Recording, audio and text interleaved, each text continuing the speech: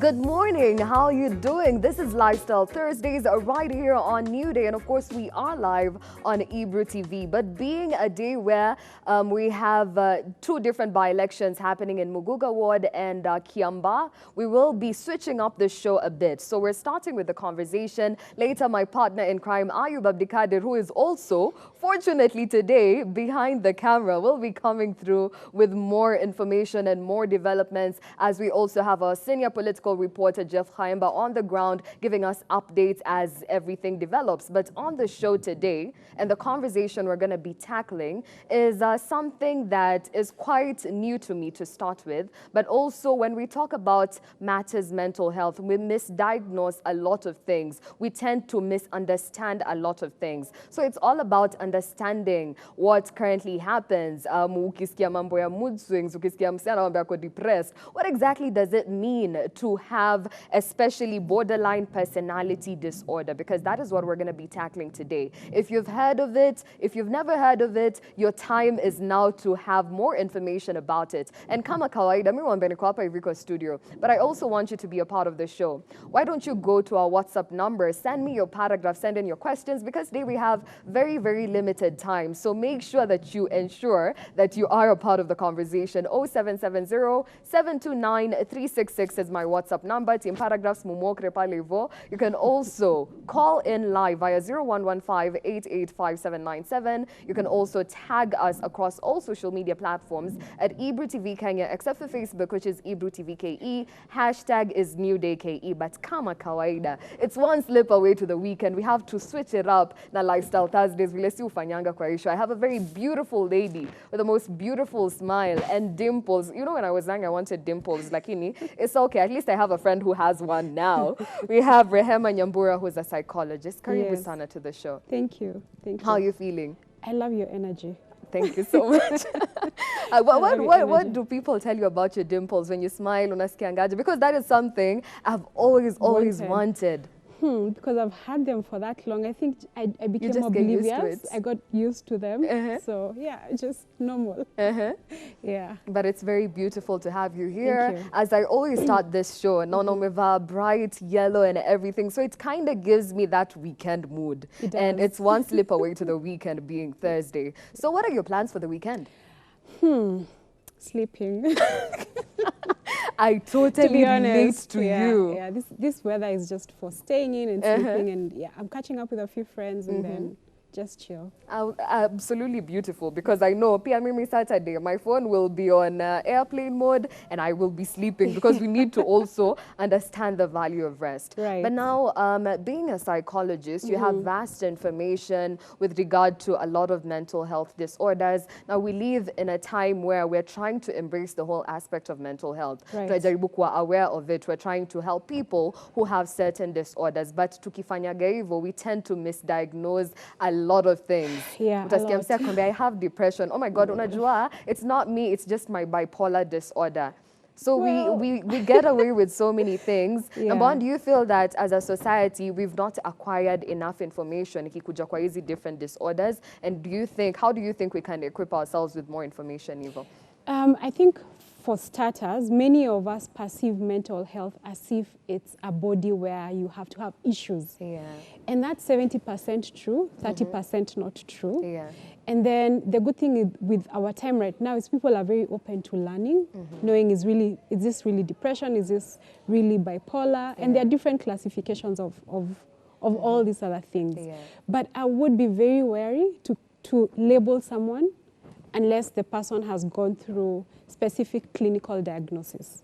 And this is done, and I keep saying, certified psychologists. Yeah. Okay, and now when it comes to this particular disorder that we're looking or taking a look at, borderline personality disorder. I was asking a friend about it, Junajua. I've had a very rushed morning. So I was unajua borderline personality disorder. Akaniambia si ni wale wasi wanakuanga tu na mamudzi na shifts left, right and center. I was surprised that he has a hint about it, but what exactly is it? Okay, so first let's understand what a personality disorder is. And I'm going to try and explain it in very, very simple and layman understanding. A personality disorder, just as the name suggests, it's a disorder that is ongoing.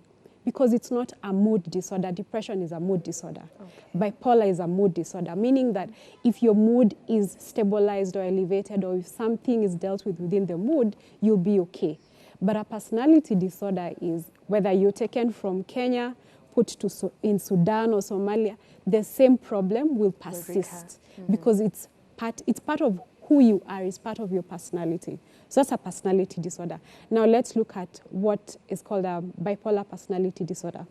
So there are 10 personality disorders, clustered in different clusters. So you have cluster A, which has 3, cluster B, which has 4, and then cluster C, which has 3. So by borderline personality disorder is under cluster B, and it's clustered alongside narcissistic personality disorder, antisocial personality disorder, histrionic personality disorder, and then now we have borderline personality disorder. So under borderline personality disorder, how would you tell if someone has borderline personality disorders? And we describe them in 9 traits. So we meaning what we as psychologists use to diagnose, which is the DSM-5, Diagnostic Statistical Manual 5, Volume 5, or ICD. So ICD is the international cluster or diagnostic. So under the DSM-5, the borderline personality disorder has 9 traits. Okay. And for you to be diagnosed with borderline personality disorders, you must have 5 out of the 9. So what are the 9? 1 is an intense fear of abandonment, perceived or real. So like I've met you, and someone who has a borderline personality disorder, when I call you and you don't pick, or when we agree that we're going to meet and you're 10 minutes late, or you send a message and say something has come up, for me, because I'm suffering from borderline personality disorder, it's, oh my gosh, she has left me. I'm going to die. How can she do this? And for you, it would be, okay, I understand these things happen. But for someone who has borderline personality disorder, they actually feel like they're going to die. So it's an extreme feeling that is beyond the usual. Yes, it's an extreme fear of abandonment. So that's 1. Number 2, difficulties in interpersonal relationships. A person who has borderline personality disorder has very short-lived many relationships, because remember, fear of abandonment, right? So what that looks like is they may not have long-term, like I'm sure you have friends from primary school or friends whom you have like 15 years ago and all that stuff. This is not someone who has a borderline personality disorder. And then number 3 is a lack of self-identity. So this is the sad thing I would say about borderline personality disorder. How I like to describe it is like a drum, or maybe like a tire. It has no ceiling, so air passes through. So they constantly have a sense of they don't know who they are. And because they don't know who they are, today they're in braids, tomorrow they're in a weave, the next day they're in something else. Because they're trying to fill that void of their identity, of who they are. So that's number 3. Number 4, which is normally something that is dangerous, is suicidal thoughts, or what we call suicide ideation. And because the number 1 fear is being abandoned, so you're not going to leave me. So what do? And because I can't live with this pain, I feel like I am just going to die. I'm going to try and commit suicide. And the saddest thing about it is that, and this is where the name is gotten from, borderline personality disorder, is the person wants to live, but they're sure they can't live with what they're feeling, with the lack of sense of inadequacy, with the fear of being abandoned. And suicide is, for them, that's just a means to try and eliminate what they're feeling inside. Now, what is dangerous about it is, even though they don't intend to kill themselves, at some point they can go overboard and take the many pills or cut it too deep. So that's number 4. Number 5 is extreme anger. And I'm not talking about yesterday you were angry, today it's possibly a constant anger you just explode. And normally what that looks like is like you've left me, so it's, how can you leave me? I'm here for you. It's just anger and anger and anger. And until that anger is out, that's when the person is able to calm down. And then number 6 is the shifting of moods constantly. A feeling of, okay, so now I'm happy. And it's within the same hour, and this is what distinguishes borderline personality disorder with bipolar. Okay. Borderline personality disorder, the person experiences feelings of joy, happiness within the same hour. And then the other criteria is psychotic. Psychosis is just a medical term to mean losing One's mind. Losing reality. And they could actually have a psychotic break where someone feels like, oh my gosh, someone is coming to kill me, or someone is coming to take away my life. And for them, it's real. So that criteria, if you have 5, then you may have borderline personality disorder. Okay. But assessment is done over a long duration of time. Yeah. And it's not, I can't come and take the form and say, oh, you have borderline. No, I have to see you again and again and again and again to ascertain really this person has, this person has borderline personality disorder. Because sometimes it can be misdiagnosed, and the worst thing about it is then when you're put into meds or the therapeutic approach is different, we are treating something that's not there. Yeah. Which, and if you're not treating the real problem, the problem still persists and it keeps going on. Yeah. So I just want to be very clear that it has to be done again and again and again. Okay. It's a slow process. Okay, and for anything that manifests itself in such characteristics, there has to be a background of it. There has to be triggers that actually cause you to behave in certain ways, because habit is formed out of certain triggers. If you talk about the suicidal thoughts, you talk about the self-esteem issues, you talk about the extreme angers, shifting moods. Where does it come from? What triggers it? So maybe let's go even back. Yeah. What causes borderline personality disorder? 2 factors. 1, genetic or environment. Now for genetic, so this is the thing with most psychological challenges or ailments, is there isn't 100% certainty that it's caused by X. Yeah. So it's not X plus Y is equals to this. There's a lot of speculation because remember, apart from the respective assessment tests that have been brought up to, personalities are volatile. And then my current age right now is 37. I can't remember what happened when I was 2 or 3 years old. So it doesn't hold scientific weight, if I might say so. But speculation is those 2, DNA or genetic or environment. So you could have susceptibility of developing personality disorder. Just the way someone could have a susceptibility of developing diabetes or hypertension. But 80% of it actually comes from an unfriendly environment. How does that unfriendly environment look like? Volatile.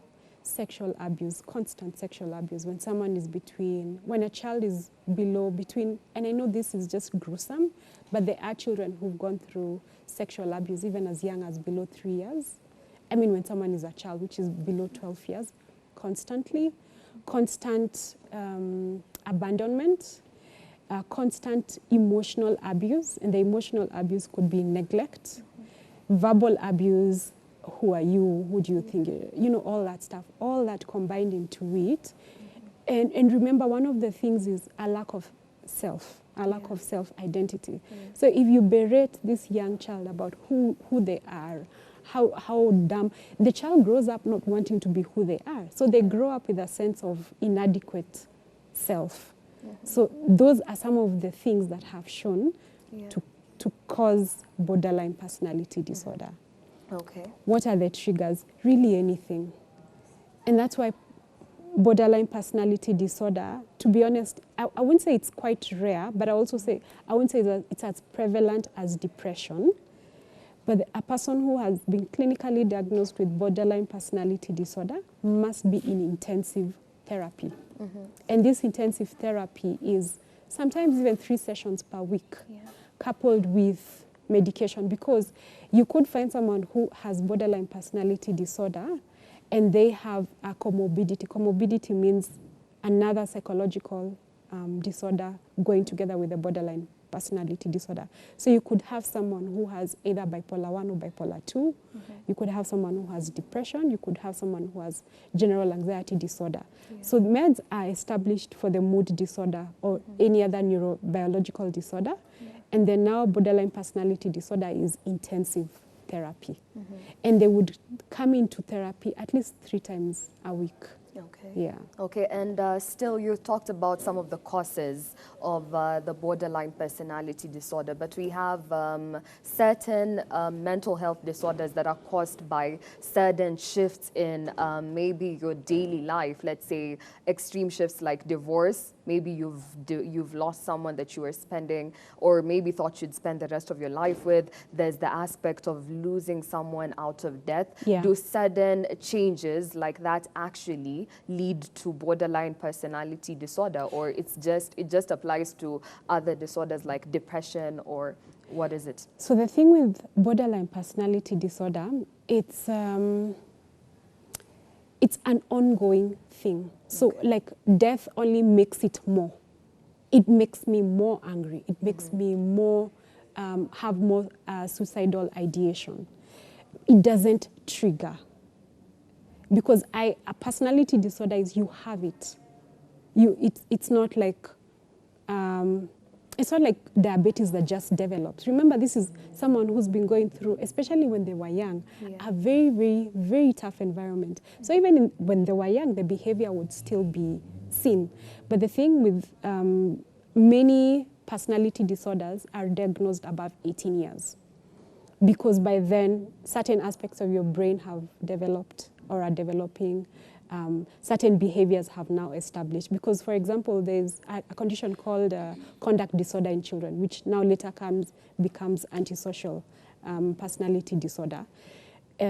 Once someone is 18 years old, that's when they are strongly or strictly diagnosed with borderline personality disorder. So major life occurrences like divorce, death, firing and everything would only exacerbate the borderline, my symptoms, not cause them. Yeah. Does that make sense? Yeah. Yeah. Okay, and maybe just to ask, is it possible for a person to be diagnosed with more than one disorder, whereby a person is depressed and also shows some traits that manifest a borderline personality disorder? Yeah, that's the comorbidity I was talking about, yeah. All right.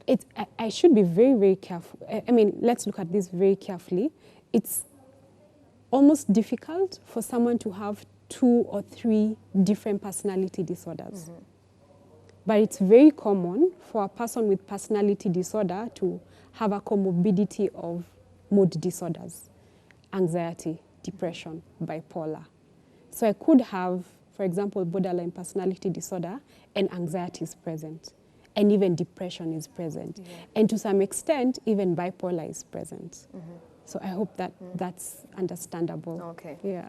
Okay, let me stop you a bit because we currently have the Kiambaa by-elections and Muguga ward by-elections that are currently ongoing, and we want to cross over live rather to Kiambaa, where we have a race that has a total of 8 candidates who are contesting for this particular by-election, and currently we're having Kariri Njama, who is the aspirant, Jubilee aspirant in Kiambaa, and he is currently casting his votes. So the area has a total of about 154 polling stations, with registered voters being 95,413. So let's cross over and see this candidate who is casting his vote right now.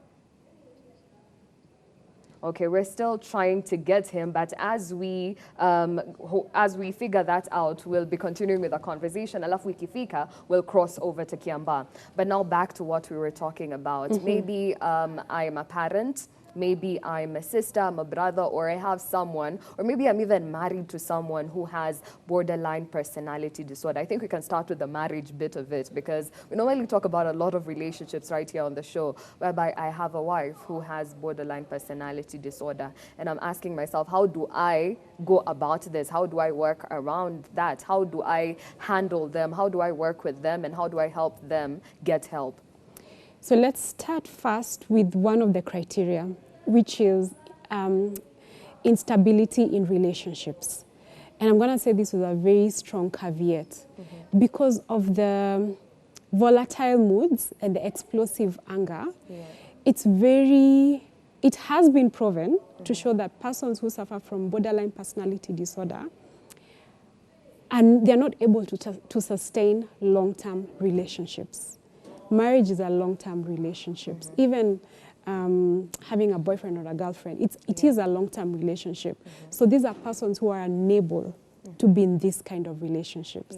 So then to someone who is asking that question, I would be very careful to say that my wife or my husband has borderline personality disorder, only because of one of the criteria is that such persons cannot sustain long-term relationships. And maybe now put it now into family context, where I'm a parent and I have a child who I can see has those 5 traits or about 5 traits, because you've spoken about the aspect of most people being diagnosed above 18. But as a parent, if I'm able to spot some of these things, what does it mean and how do I exactly go about it? So the first thing they would need to find out as the parent is get someone who does the assessments.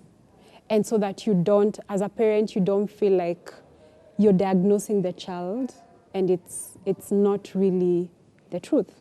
So try and get someone who does the...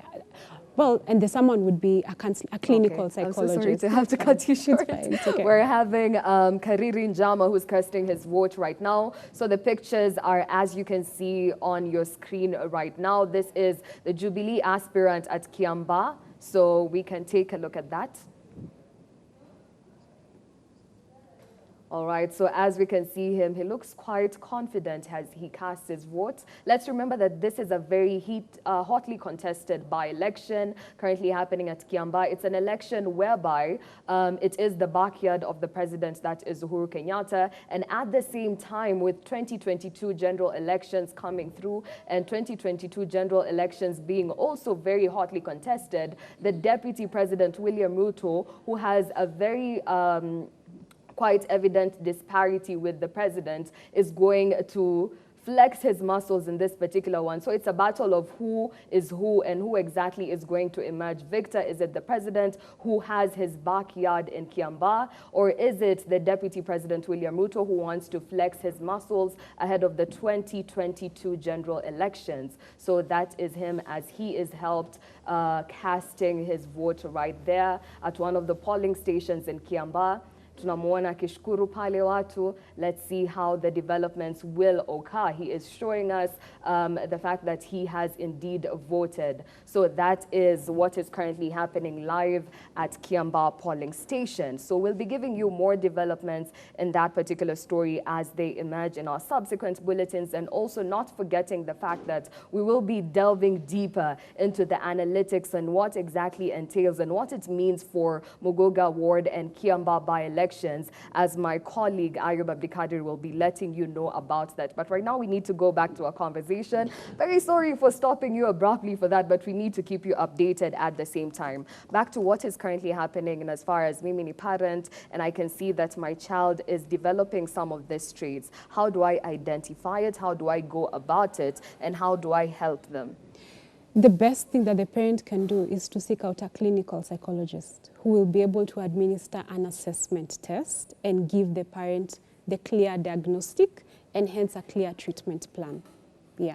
All right, and maybe is there a cure for borderline personality disorder? We've been talking about we can offer medication for certain traits, and how exactly is it done? And maybe to put it into a real life setting whereby there's a person who's come to you, how do you handle them from the moment they come and establish treatments? Now, you know the way we hear of something, especially when it comes to a disease or a disorder, and we're like, okay, am I gonna ever recover out of this? Am I ever gonna come out and say that, you know, I'm free from borderline personality disorder? Unfortunately, most personality disorders are lifelong disorders. Just because of the name suggests personality disorder, they are lifelong. So to answer your question, and because they are lifelong, it is then lifelong management. So to answer your question, if someone comes in, if they have not been assessed, I will take various sessions to assess them. Understanding how do they work in that environment. Is there anything that is different when they're at work, when they're at home, when they are with when they are with their friends or within a social environment. Now, if the person meets the 5 in all those environments, having understood their background, about how they grew up, what are the dynamics of their childhood, is there any intervention, then we can clearly assess and say, okay, this person has borderline personality disorder. Then the next step is to check for other comorbidity. So is there depression? And depression we do, there's an assessment we do, it's called the Beck's Depression Inventory. We check for anxiety as well. We check for other mood disorders. If they're there, we first treat them. The reason why we treat them is because they inhibit the everyday living of this person, number one. Number two, they're much more easier to manage than a personality disorder, like borderline personality disorder. Now, once you treat the comorbidity or once you manage them, then we start intensive therapy. And how that looks like, it's eclectic in nature.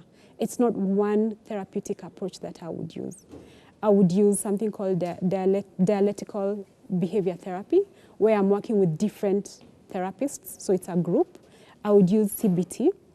But one of the emerging therapeutic approaches that has been shown to manage borderline personality disorder is mindfulness. And mindfulness it's a vast, vast field.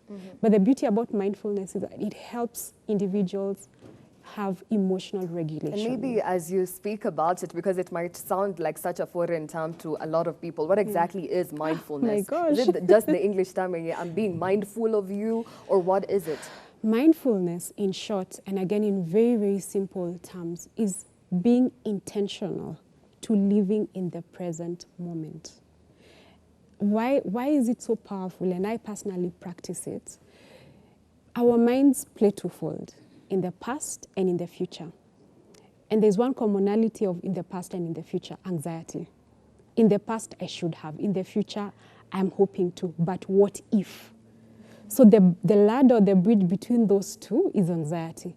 But me saying, I am here, I'm on this show with you, I am going to live in the present moment.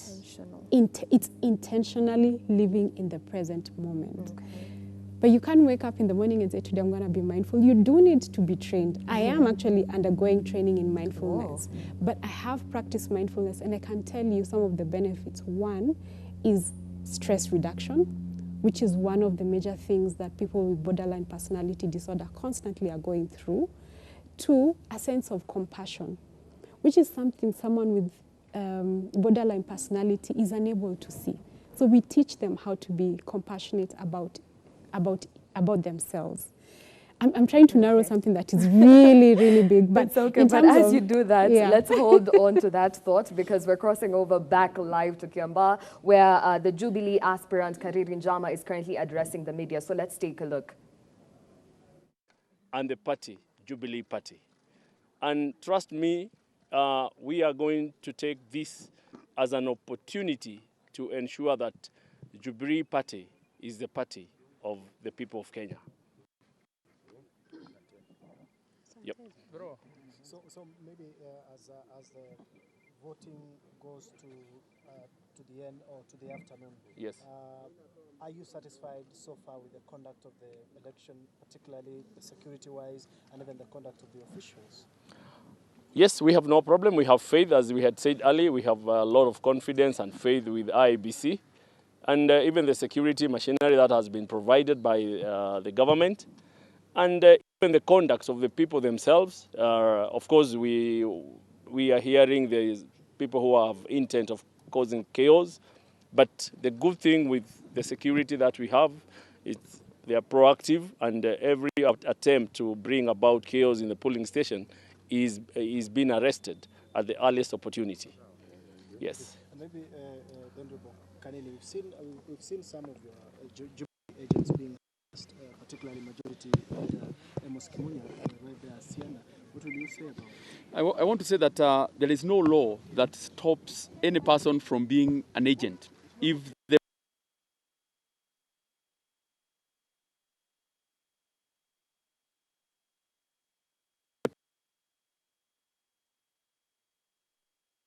That was Kanini Kega, and of course, the takeaways we can take from that is the assurance of security in as far as the whole conduct of the elections is concerned, because that is amongst the concerns that were raised by most people. So he has assured that security will be of utmost priority. But let me tell you what is also of utmost priority right here on the show is the conversation that we were having, and I'll directly toss it back for you to finish what you were telling us.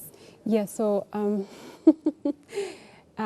the approach for therapy for persons with borderline personality disorder, it's not one way. Yeah. We mix many therapeutic approaches, which we call eclectic, borrowing from different therapeutic platforms so as to be able to help this person. But the goal is normally emotion regulation, because a person who is dealing with borderline personality disorder, they live out of their emotion.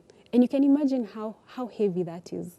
If you live out of sadness in 1 minute, then you live out of happiness in the next minute, then you live out of anxiety, then it's very exhausting for the person.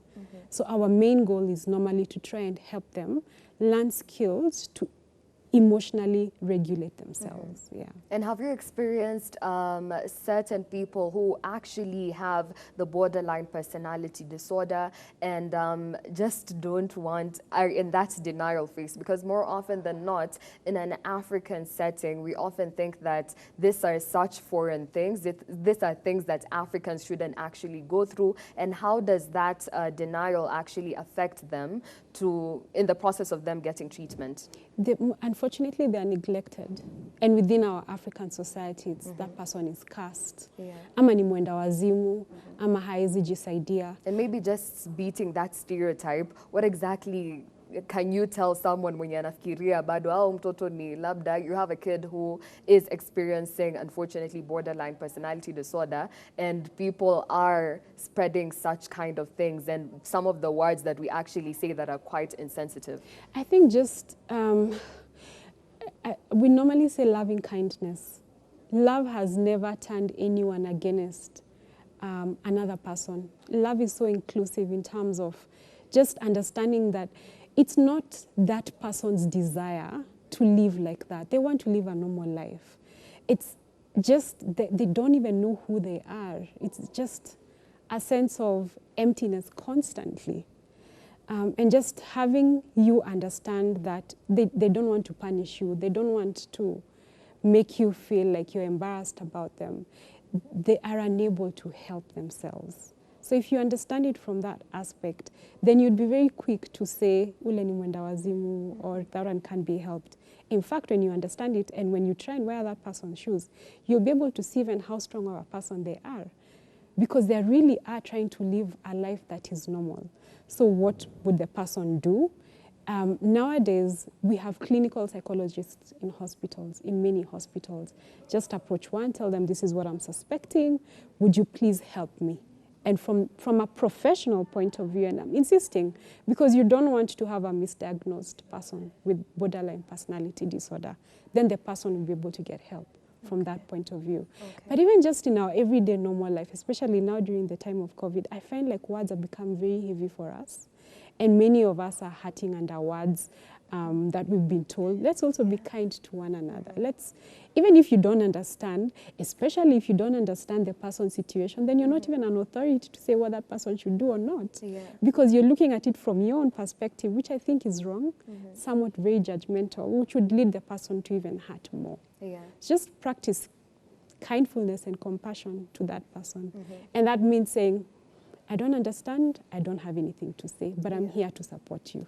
Yeah. Okay, they say when someone is attacking you with anything, the most you can do, you can't control them and restrain them from attacking you. You can as well dodge the attack. So in an era of social media where we have a lot of attacks from left to right and center, where people, we have a new norm of keyboard warriors and people on Twitter, Kenyans on Twitter, where a lot of hate, a lot of people are bashed online and whatnot. So for a person who's going through borderline personality disorder, a person who's questioning their self-identity, a person who fears that kind of abandonment, and kwa social media you're literally put in a corner alone peke yako. Yeah. Number one, how would you talk to a person who is getting that from social media or is constantly being triggered by social media? Just stay away. It's part of self-care. It's part of the things that we teach in terms of knowing your triggers and how to put up boundaries in your triggers. If you're on IG, and you do need to be on IG, right? What are some of the pages that you choose not to follow? Yeah. What are some of the content that I choose on Twitter not to see? Who are some of the people that I choose not to follow? This way, you're still on the platform that you desire to be in, but you're not taking in content that triggers you. Yeah. This is part of boundary setting, which is part of self-care.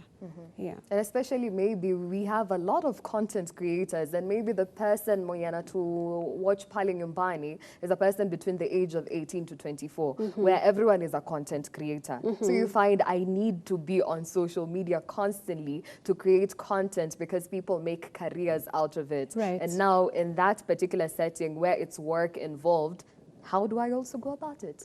I think then it's just knowing that what I say, ideally, again, this is a learning skill that is done during therapy, especially for a person who's going through borderline personality disorder. What I say, that is my perception.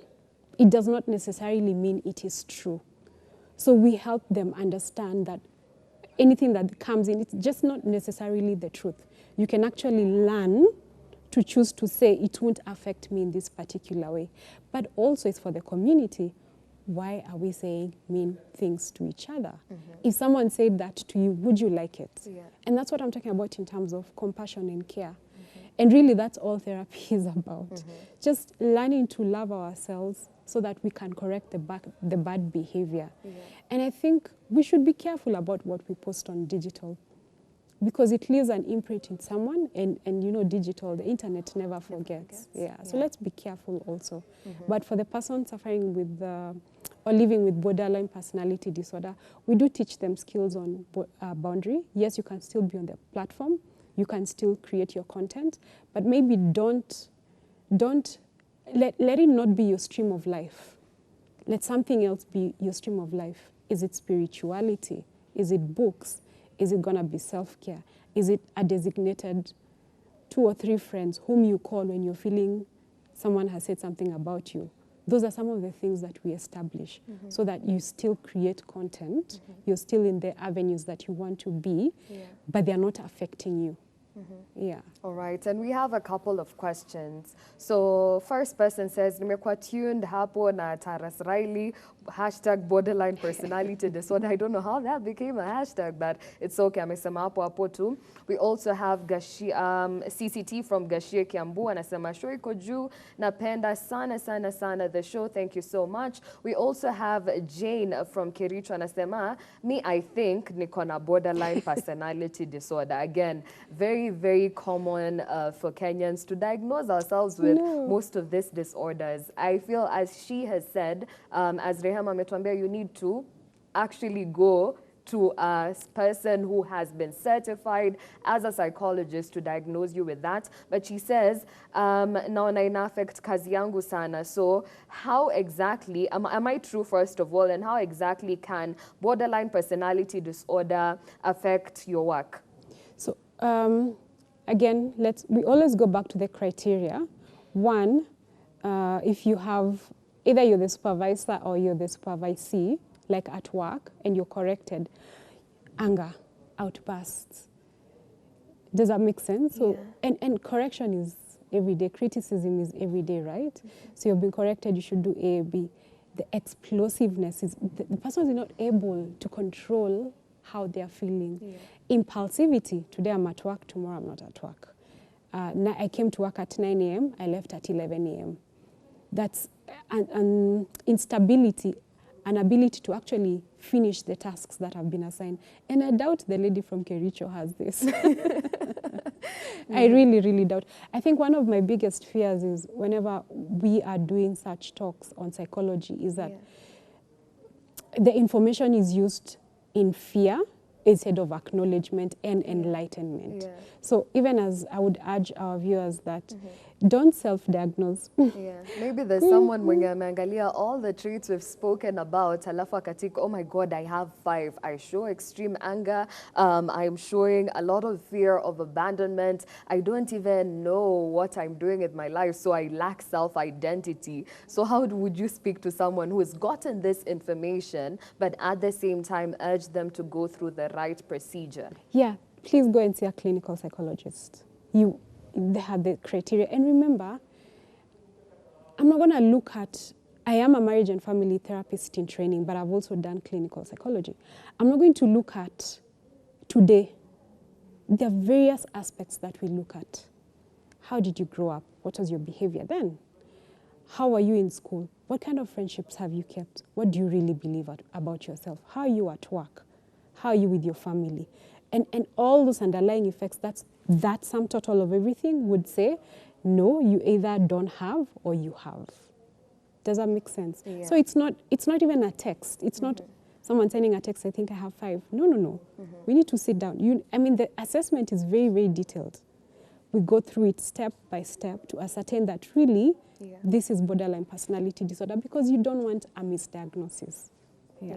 And maybe still on Jane has brought about a different perspective, which is the work setting. So you find tumeangalia relationships well and good, and we've established that more often than not, someone who has borderline personality disorder cannot stay in a long-term relationship because it affects them through different traits that we've seen. Yeah. But now mtu ambaye anafanya kazi, let's say even a person mwenye ako kwa position of power, that's like a boss or something, how exactly does it affect how they operate kazini in that? How do I work with the rest of the employees under me, or if it's either from the bottom going to the top? Up.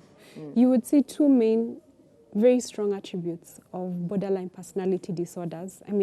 Overall their lives, but at work too still. Instability and impulsivity. Impulsivity, today I'm at work, tomorrow I'm not. I'm at the office 9 a.m. That's I'm for not. an employee. Even for a boss. Even for a boss. And instability. I've given you a task, I don't have the ability to follow through. So I've given you task A, at 11:30 I've given you task B, told you forget about task A, let's do task B. In the afternoon I'm like, why haven't you finished task A? You get it, it's very, very volatile. My personality as well as a boss. Impulsivity is part of drug use. To try and fill in the emptiness and to try and create an image that I want to live up to, alcohol abuse would be involved. And remember, a person who has borderline personality disorder, they're unable to regulate their emotions. So if I want this alcohol, I want it now. The consequence, we'll think about them later. I want to drink and I don't care if I'm at the office or not. So these are some of the things that you would even be able to see with a boss. Yeah. Now, unfortunately, the same way in relationships, they're unable to maintain relationships. High probability is even at work, they're unable to maintain their jobs. Yeah. Okay, and you've brought about the aspect of drug abuse. So are some of this recurrent habits of drug abuse that we see have a background to the borderline personality disorder? No, borderline personality disorder is very high scale to drug abuse than the reverse. Okay. Meaning that if I have borderline personality disorder, I most probably at a specific time in my life or still continuously, I'm indulging in drugs. But I could still be consuming alcohol and not have borderline personality disorder. That's Yeah. so in borderline personality disorder, alcohol use is prevalent or drug abuse is prevalent. In alcohol consumption, borderline personality disorder may be absent. Okay. Yeah. Sawa, that is quite amazing. Yeah. It's quite enlightening because now we have a different kind of understanding. I believe even me, I've been writing everything down. But maybe Yeah. in summary, for someone who has this particular disorder, someone who has a friend, a family member for this particular disorder, or alternatively, maybe I think I might have some of these traits and I'm in the process of, I think I should go get diagnosed and see if I actually have it. How would you speak to all those people seated in one living room together, and that is your camera?